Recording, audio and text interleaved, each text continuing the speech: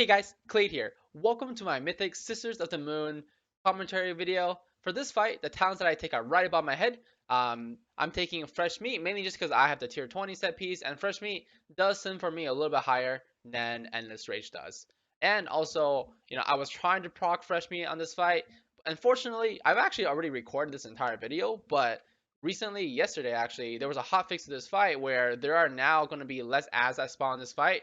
So instead of, the 4 ads that we were seeing when we first killed the boss, in this kill, we're actually going to only see 2 ads spawn. So it drastically reduces the amount of ads that come out, which is unfortunate, right? Because then less ads just means, the less value you're going to get from stuff like War Machine and Fresh Meat, right? Because ideally, what you want to do with Fresh Meat is when the ad comes out, switch to it, hit a Bloodthirst, get that free crit that you would probably be getting.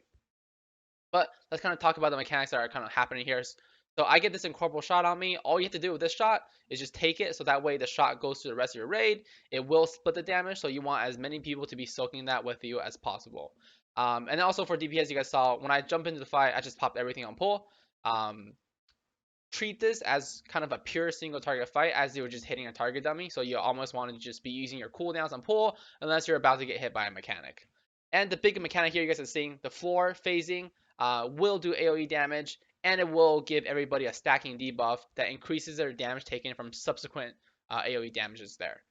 And right here, I also get the Moonburns. And in order to get rid of those, all you have to do is cross the floor to the other color. It will get off. But of course, you want to make sure that you're not crossing and crossing back instantaneously. You want to wait for that debuff to fall off. You guys can see my weak order there in the middle right of the screen, and that's kind of tracking it. And that's kind of the thing that's going to wipe a lot of guilds like early on, is just making sure that too many people aren't crossing at the same time. Generally, we have 3 or 4 people crossing at once. And of course, people that have moonburns are going to try to cross at the same time. So you can get up to 6, not a big deal. Even getting to like 8's not a big deal. It's where you get up to like the double digits, then it just starts one-shotting people. The debuff only lasts 2 seconds, so it doesn't take that long for it to clear. So you guys definitely have time to, get prepared for the line. And the biggest tip of the line is you want to actually, if you can, you want to try to walk through the line if possible, or whatever you do, don't turn in the direction the line's going. Because if you turn as the line passes you, it could generate additional ticks of debuff. And it has happened to me before. So when the boss phases right here at 70%, the next boss comes out, we just lust here. Just try to get out of this phase faster. Because when we first did this fight, this was the harder phase because you have the ads that come out, and the ads can bring some issues, if the ad is screeching as other mechanics are happening. But of course, like I mentioned earlier in the video, the hotfix, there are actually going to be less ads that spawn in this fight. For us, now we're only seeing 2 Moon Talons. And of course, if you have your AoE, right, if you have your Odin's Fury and your Moonglaze or whatever, you of course want to just leave some on the Moon Talon if you can. Also, I'm in this fight, I'm wearing the Legendary Helmet and the Legendary Massacre Ring. So of course, if I can reach the Moon Talon to execute it, I will try to go and execute it. Try to proc that free Massacre like you guys just saw me proc right there. Great.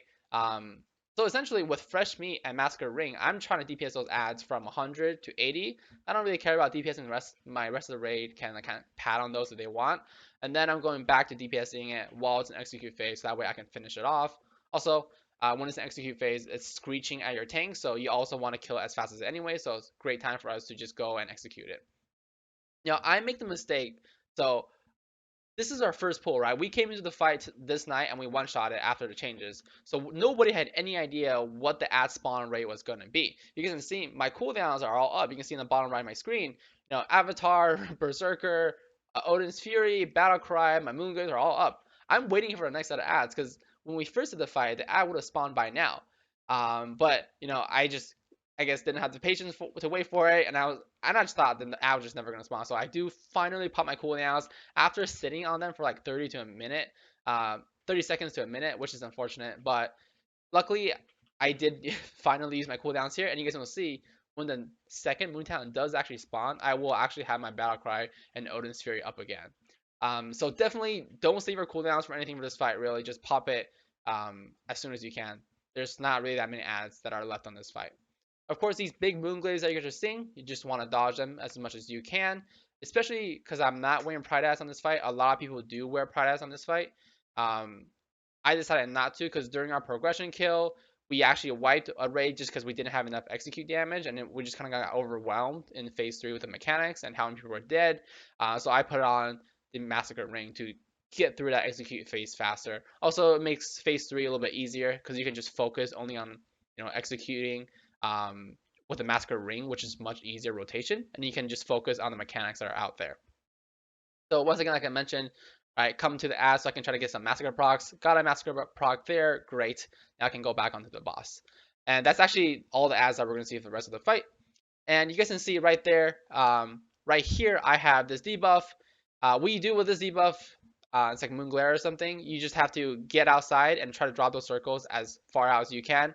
I do try to take mine all the way to out, but I kind of got confused with the call that somebody was making. They were trying to call everybody to go to Skull. Obviously, I went to Skull, which is unfortunate because I just want to drop it on the sides.